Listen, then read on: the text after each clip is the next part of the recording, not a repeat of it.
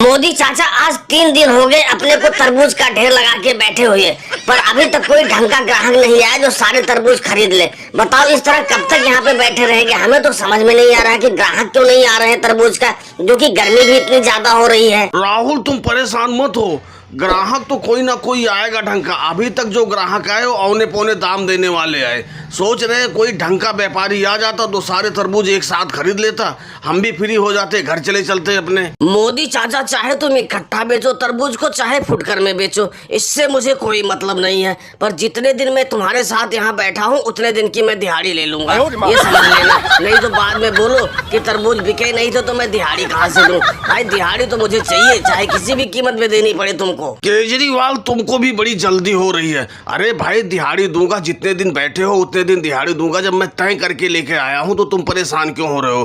पहले मेरे तरबूज तो बिक जाने दो।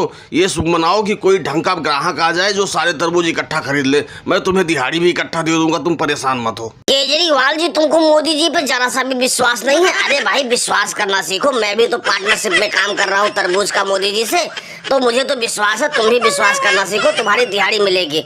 मोदी जी कोई व्यापारी आ रहा तगड़ा लग रहा है कि सारे तरबूज इकट्ठा खरीद लेगा, रेट थोड़ा ठीक ठाक करके देना। अरे भाई तरबूज किस भाव में दे रहे हो? तरबूज ठीक ठाक तो दिख रहे हैं, पता नहीं कच्चे हैं या कि पक्के हैं, लेकिन रेट अपना बताओ, ढंग का बताओ तो सारा तरबूज तुम्हारा इकट्ठा ही खरीद लेंगे। सेठ जी तरबूज में कोई कमी नहीं है, तरबूज सारे पके हुए हैं, हमने सारे तरबूज चेक करके ही तोड़े हैं खेतों से।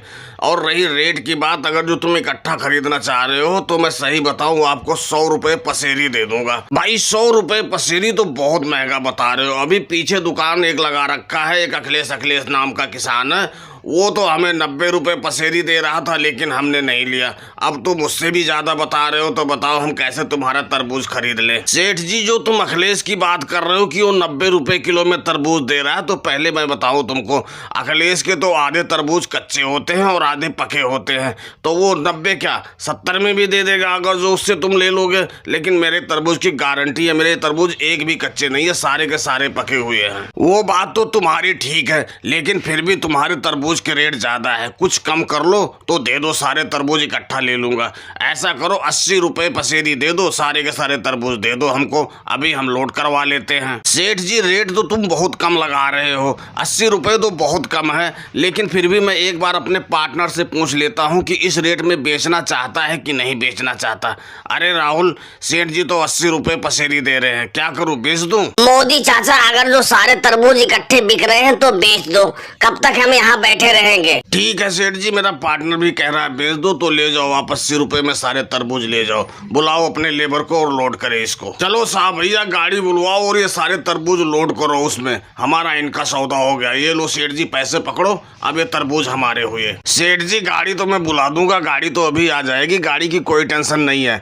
पर एक बात पहले सुन लो, 50 रुपए कुंटल लगेंगे लोड करने के, इतना याद रखना, नहीं बाद में कहो कि इतने नहीं इतने दूंगा। और दोस्तों वीडियो पसंद आई हो तो वीडियो को लाइक और सब्सक्राइब करना ना भूलें। धन्यवाद।